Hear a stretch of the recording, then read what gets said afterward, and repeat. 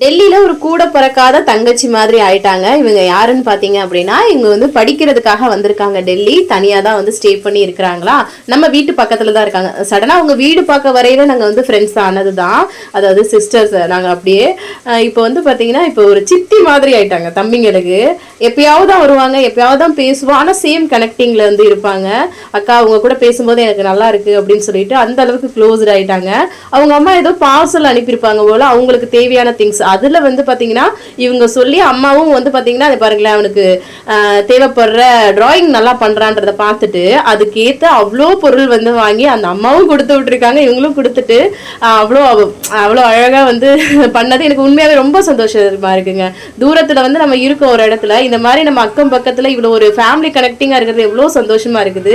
எப்பயாவது தான் வருவாங்க, வந்தா நல்லா இருந்து பேசிட்டு போவாங்க. பிள்ளைங்களோட கொஞ்ச நேரம் நல்லா கேம்லாம் விளையாண்டுட்டு நல்லா பேசிட்டு போனாங்க. ரொம்ப சந்தோஷமா இருந்தது.